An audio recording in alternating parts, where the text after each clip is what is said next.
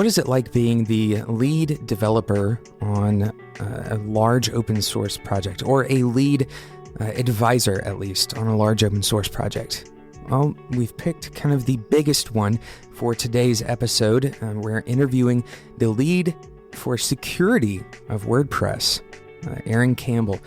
My name is Jonathan Cottrell. You're listening to Developer Tea. My goal on this show is to provide you with the information and the inspiration that you need, the coaching that you need as a developer to become the great developer that I know that you want to be. Today we're talking about security, we're talking about WordPress, we're talking about open source, tons of fantastic information coming from Aaron. We did this interview live at Squares, not live in front of an audience, but we did it in person at Squares Conference in Grapevine, Texas, just a few weeks ago. If you haven't checked out Squares, I recommend that you check it out when it's coming up next year, around the same time in April of 2018, most likely. Let's get straight into this interview with Aaron Campbell. So I'm at Squares with Aaron Campbell. Aaron was kind enough to stay after one of the panels, workshop with me here and do a quick interview. And I'm really excited to talk. We have dinner coming up after this, so it was very nice of him to stop and hang out with me. Aaron, you are I'm reading this directly from your GitHub right in front of you, but the core security team lead at WordPress. Yep. But WordPress isn't like a place. How is this possible? It's not a company. How is this possible? Tell us a little bit about what you do there. Yeah, I mean, I guess that's an interesting thing to hold a position in sort of an organization that doesn't have a company behind it. But I'm actually funded by GoDaddy, so I'm employed by GoDaddy, but work full-time as the WordPress core security team lead. So they donate my time fully to WordPress to help pushing ahead that project, and security is the area that I do that in. Very interesting. So what is a typical day as a WordPress security expert, the lead of this team? What does a typical day look like for you? You know, that varies a lot, but a lot of what I do is processing incoming security reports that we get either through our security@wordpress.org email address, or more recently through our HackerOne profile that we just launched. Triaging them, finding out what actually needs attention, and then getting the right person's attention to that, because we have a whole team. Mm-hmm. There's about 50 of us on the security team, but everybody kind of has their own specialties, and so I sort of triage and push stuff off to the right people. Yeah. So this is what I find so interesting about your position. For developers, we're talking about the security of WordPress, which is notoriously in the past has been attacked by people, right? And we're talking about a company that a lot of people, for better or for worse, have had poor experiences with in the past. So you're in this really contentious position of kind of like the donated time open source developer for GoDaddy, working on security for WordPress. I find that such an interesting position. So I'd really want to dive into, so for that day-to-day, are you actually working with the core code, or are you mostly, trying to come up with ways, are you solving actual direct problems, or are you directing teams? How is that actually working? So since I took over the security team, I've actually spent less time in the WordPress code, making changes and whatnot. But I still spend quite a bit of time around it. Every time that the reports come in, you have to go through and test them. You can't just assume that something is valid or, that it's not. You have to go through and try to reproduce based on their steps. A lot of times that involves getting into the code and looking through and seeing where the various security steps are taken to make sure that there wasn't actually some way around that you hadn't thought of before, those kinds of things. Yeah. But mostly it's interacting with people, and sort of running the team, and sometimes running the security releases as well. Very interesting. So there's a couple of things that I want to ask you more specifically about. One is the HackerOne profile. We'll talk about that in a second. The other thing that I want to ask you, and maybe we can leave this to the more towards the end, but what are some of the most common mistakes that a WordPress developer or someone who is relatively uneducated about web development, they're getting into web development, and they start building a WordPress site. As a web developer, I know a lot of people have attacked WordPress, but usually, in my experience at least, it's been something that is totally unrelated to core, and it's usually like a plugin or maybe the default settings on a given server stack that weren't set up properly, or whatever it is out-of-date software. So I'd love to talk about that in a minute. But first, tell me a little bit about HackerOne. Yeah, so HackerOne's an interesting tool that we've really just finished moving to. It's a place for security researchers. A lot of people get a little confused around the term hacker, which in this case, it's definitely talking about people that are penetration testing, people that are still reporting responsibly, rather than just making their findings public or exploiting them. But it's a system that lots of companies and projects are starting to use that lets those security researchers report the vulnerabilities to you in a safe and secure way, lets you interact with them throughout the process, talking back and forth, even sending them code to test to make sure that it blocks all of the things that they had found, those kinds of things. And it also allows us to have a bounty program, which lets us pay not massive amounts, but pay rewards to people for disclosing these things responsibly to us, because the security of WordPress is really important to us specifically, but to lots and lots of people. So we want to make sure that we have a system in place to sort of reward that good behavior. Sure. Yeah. And I'm looking at it now. I can't believe I had no perception. This is so outside of my normal kind of day-to-day work. But HackerOne is it is a platform, right? Mm-hmm. So, but you've created a profile on HackerOne. Right. So now at hackerone.com/WordPress, you can report security vulnerabilities about all of our properties, which include WordPress and BuddyPress and BBPress and WP-CLI. It also includes the actual WordPress.org website, the WordCamp websites, all of our properties. Very cool. And it looks like people have already been rewarded, and there's been some people who are resolving reports as long as a couple months ago. Yeah. But this is just recently kind of becoming a public thing, right? We ran it as a private profile for a little while, inviting people who were already reporting issues to us, inviting them to that, testing it, getting it set up, working through the kinks, making sure that as we switched to it, that we were prepared to handle all of the reports through there, it was really good that we did that, because when we did go live with it, we got a very large volume of reports very quickly. And so having already gotten ourselves used to the process there and stuff was really important, so that we didn't end up drowning right after going public with it. Yeah. I interviewed Andrew Norcross about some of the work that he's done on WordPress and with the agency work that he's done in the past. We discussed in pretty long detail, some of these same questions of, as a developer coming from a long WordPress background, I have maybe a over the top tendency to defend it. But I'd love to know, this stigma is unfounded, generally speaking. There have been problems, but a lot of that, at least from what I understand, a lot of it can be attributed to the fact that WordPress is quite honestly just very popular.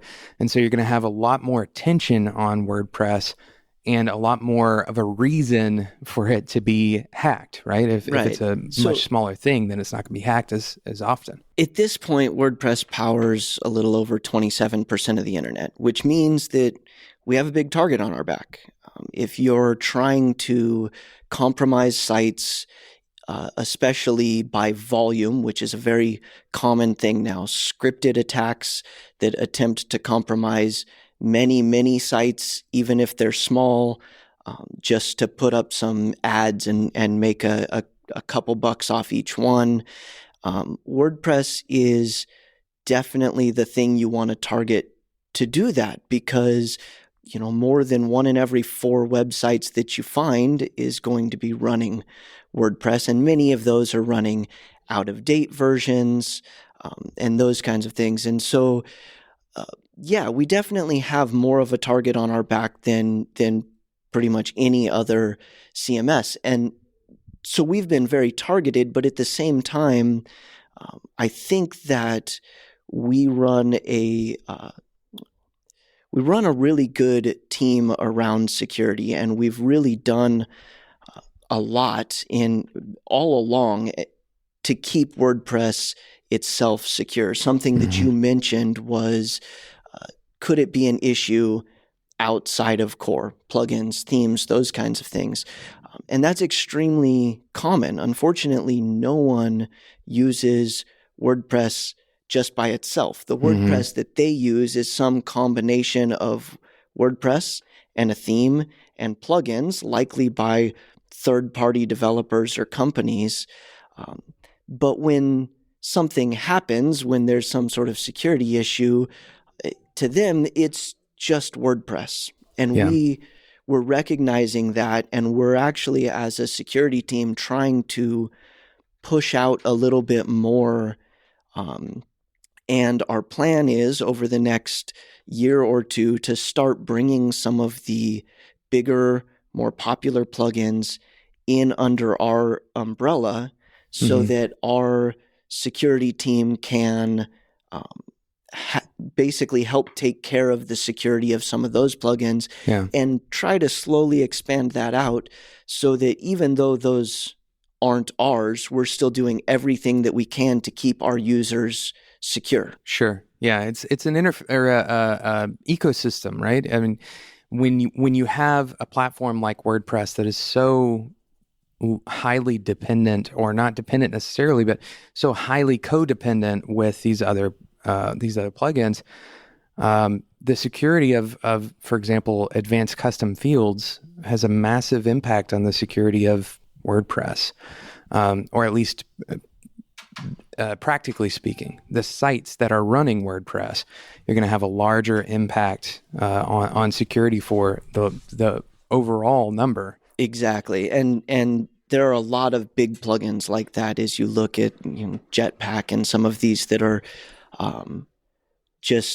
they have a huge percentage of users that are using them, and we want to make sure that all of those users are secure as well. And it's an interesting take to try to push out from just securing this one chunk of software that we really have kind of total control over, to trying to help secure other software that we have a little bit less control over. But it's not completely unprecedented. We've worked with a lot of plugin authors in the past. We're just trying to take a more active role in that.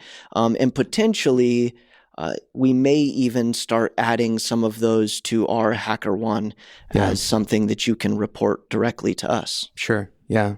And because if you think about it, there are, if you're a WordPress developer listening to this episode right now, you can probably think of 2 or 3 plugins that, like, almost before you get started, you go ahead and throw those in there, right? I know that the multiple thumbnails, very, very simple example. There's nothing really, there's not like a huge business behind multiple thumbnail plugins, right? Necessarily, but that plugin is so commonly so commonly used And it's difficult because a small team or even a single person can develop an extremely useful plugin Yeah. that many, many people want to use, but they may not have the security expertise Right. or a team big enough to have a security expert on it. And we have a team of 50 volunteers that all have expertise in various security areas. And I feel like if we can use that team to help those developers, ultimately our goal of keeping our users secure is better served that way.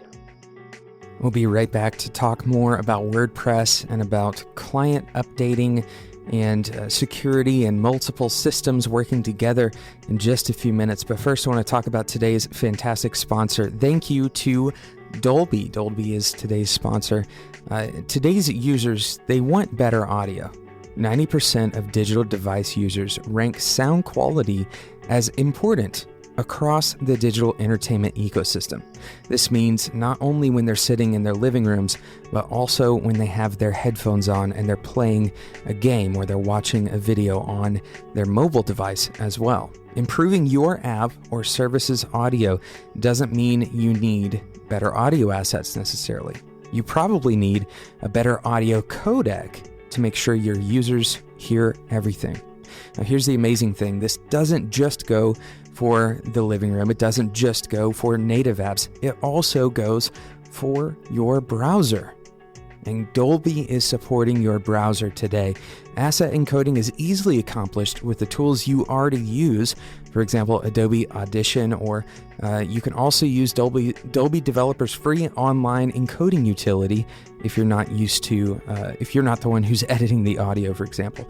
The new iPhone 7, for example, supports these new codecs that Dolby is developing. So if you don't want your users to miss out on this incredible new audio technology that Dolby is providing, go and check it out, spec.fm/Dolby. This is Dolby for the browser, right? It's normal website browsing, the things that you are uploading to your website, the video and the audio that you're uploading to even your WordPress sites can take advantage of these new codecs. So go and check it out, spec.fm/Dolby. Thank you again to Dolby for sponsoring today's episode of Developer Tea. We work with tons of clients who use WordPress, and so many problems that they face in retainer phase after we've developed the initial project. So many of those problems are because they updated something or they didn't update something, and keeping those things in sync and saying, hey, locking this version down is really important, or always updating this particular thing is really important. Always keeping up to date to the latest version of Apache, but not major version upgrades, right?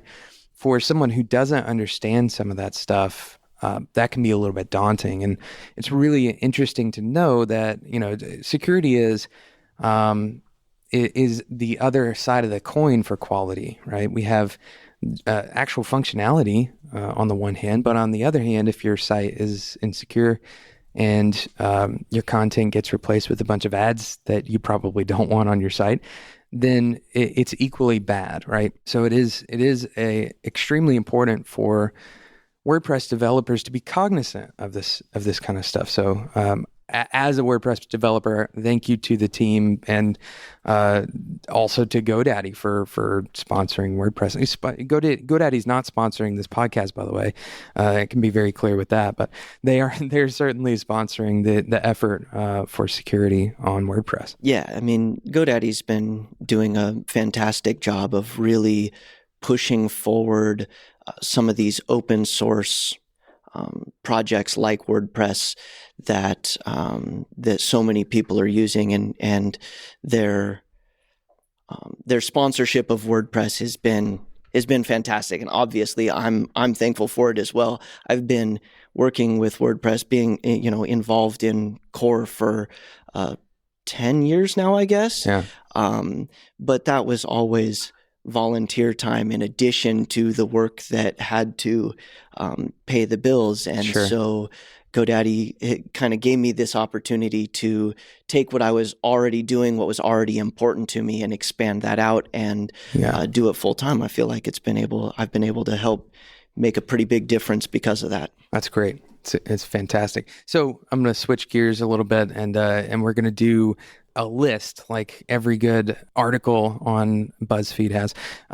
If you could list off maybe 3 or 4 things that, as a developer specifically, I can do, or that I very likely am the mistakes I would make as it relates to WordPress security, what are those top 3 or 4 things that you see? So I like to try to do kind of 2 different lists here. There's a little bit that's very specific to developers, which I know is the majority of the people that are listening, which that's getting comfortable with the WordPress specific sanitization and escaping functions, making sure to use those at the proper times, making sure that you're escaping data just before it's displayed, making sure that you're sanitizing before it's stored, and making sure that you're checking capabilities everywhere that you ought to be, not just assuming that a user has the capabilities that they have. So those are 3 big, basic things that a developer should always look for. But the thing that I've found is that even as developers, and I've been doing web development for 16 years now, and even working in security all the time, we often fall prey to the same really basic security issues that every regular user falls to, which is that bad passwords. We get lazy with passwords. Mm-hmm. We have so many of them. If you have any passwords that are not in your password manager, you're doing it wrong, right? Because you can't have long, random, unique passwords without using a password manager. Are you turning on 2-factor everywhere and adding that to your WordPress sites? It's really easy to add, and it makes such a massive difference. And are you keeping everything up to date? Even as developers, we often, like you mentioned earlier, we think that we want to lock this to a specific version because it's what we've tested and what works. And that's great as long as you are making sure to test and deploy updates quickly. Mm-hmm. But otherwise, there's a reason that WordPress automatically updates for security releases, because it makes a huge difference. We are constantly putting in roadblocks to stop the bad guys from getting in your sites. And if you're not making use of that, you're really tying our hands as a security team. Sure. Yeah. Because if you're using three versions ago WordPress, that's like the beta release or something like that, you're probably going to get into some trouble. Exactly. I'm going to add to that specific point and say, understanding the difference between a major release or a feature release and a security release. And the WordPress versioning system isn't quite the same as everyone else's. Mm-hmm. That last digit, so 4.7.4, that second 4, anytime that number's changing, go ahead and update. The other 2 numbers, the first 2, those are our major version numbers. Those will have new features as well as potential security. Deprecations. Exactly. And that kind of thing. We really focus on backwards compatibility. So deprecations are really rare in WordPress, but that is where they could potentially happen. Sure. Yeah. And it is pretty incredible if you update WordPress. On the average case, you hardly ever are seeing, serious problematic deprecations at least. I have plugins that were written for 10 major versions of WordPress ago and haven't needed any changes or tweaks because everything just continues to work. Yeah, which is pretty incredible. And some of those plugins that everybody uses, they haven't been touched in years because so much of that underlying API for developer. The developer private API is still basically what it was back then, or at least it's backfilled. So you have and that's really what it is. It's not necessarily that those things haven't changed, but we've been very careful to make sure that we have that sort of compatibility layer, so that aliasing and that kind of thing. Even if it has changed and you've got you can make use of cool new stuff, the things that you were using before still work. Yeah. So I have a couple more questions to ask you, and then we'll wrap this thing up. The questions that I like to ask every guest that actually comes on the show. The first one is, if you could have people talk to you about one thing more often, what do you wish more people would ask you about? And it doesn't have to be development related, by the way. No, but it is actually. I think that, so I'm in this security position, but it's because it's something that I'm passionate about. And I think that, I guess, give me a minute to sort of set that stage. The web is no longer something that's fun or a novelty, right? It started out that way, but now it is a basis that we build large parts of our lives and our livelihoods on. It is something that has become a basic sort of utility, like running water and electricity, right? So the future of that, I think, is extremely important to our future. They're very much tied together, and therefore the security of that makes sure that future exists safely is important. So I really wish that more people were asking me about the simple things, those things that I was talking about just a little bit ago, better passwords and two-factor authentication, keeping things up to date. I wish people were asking me about what those simple things that they could do that are big wins security-wise, but are simple and easy to do.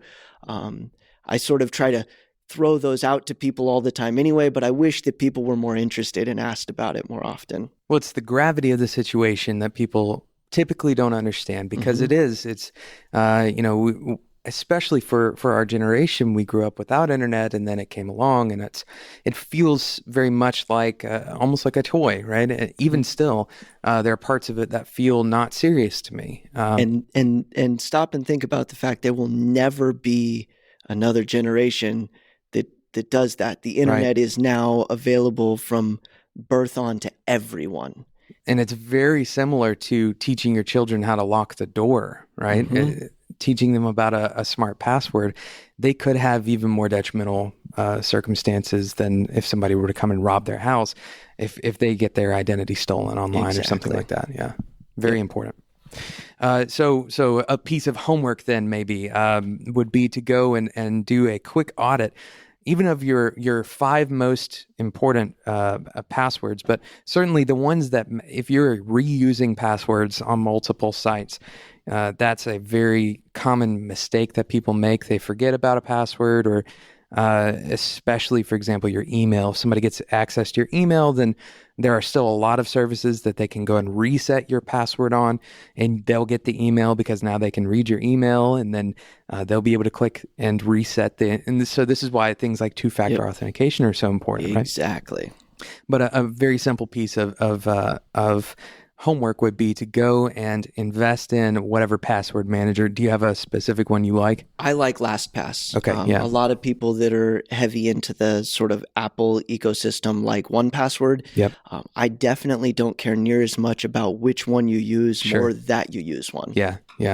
And we use 1Pass or 1Password because we have it's like there's some team account functionality in there. You can share the vaults and that kind of stuff. And LastPass has that too. Yep. Okay. But there you go. So it doesn't really matter. But the point is, longer than 8 characters or longer than 12 characters or however long you want to make it.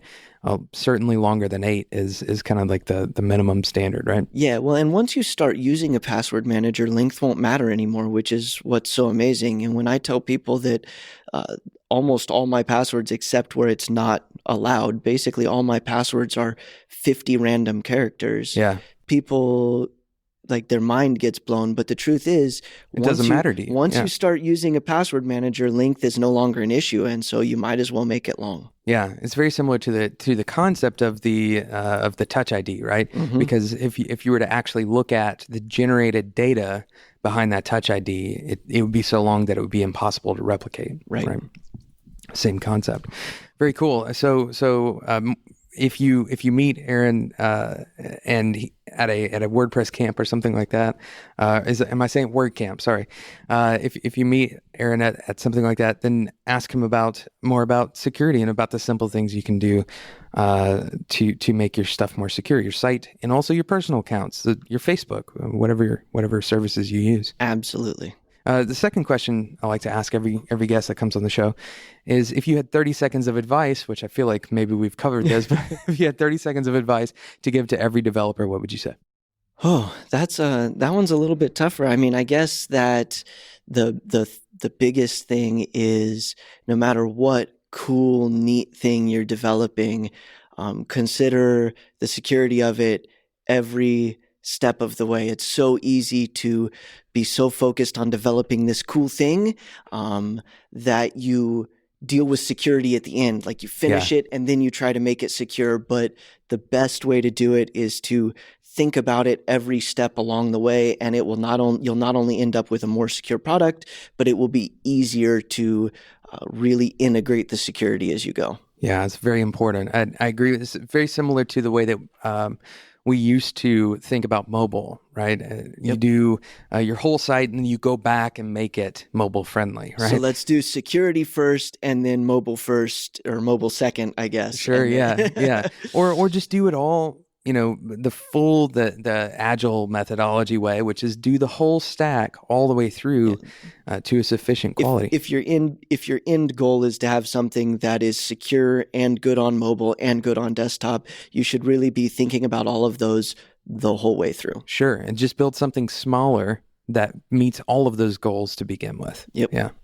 We say it on the show all the time: build smaller things and compose the smaller things together, and eventually you'll realize the value of small allows you to focus on the quality of every piece of it rather than taking on all of that debt. It is technical debt. If you have to go back and re-implement security, go back and re-implement mobile, go back and re-implement, whatever things that you wanted, you're going to find that you have far more refactoring and far more work to do than you ever imagined that you would have to do in those spaces. So it is absolutely essential to be thinking about those things from day one. Absolutely. Aaron, thank you so much for the time on the show. And, thanks for having me. And I will definitely see you around the conference. All right. Thank you so much for listening to today's episode of Developer Tea. Thank you. A huge thank you to Aaron Campbell for coming onto the show and sharing his experience and his knowledge with us. Thank you for listening. Thank you to Dolby for sponsoring today's episode of Developer Tea. Remember, good audio assets are not only for the living room or for the theater, they're also for your applications and for the browser. Go and check out what Dolby is offering at spec.fm/Dolby. Thank you for listening. I hope you will subscribe so you don't miss out on future episodes. We release 3 episodes a week, so it's easy to miss. If you're not subscribed, go ahead and subscribe in whatever podcasting app you use. And until next time, enjoy your tea.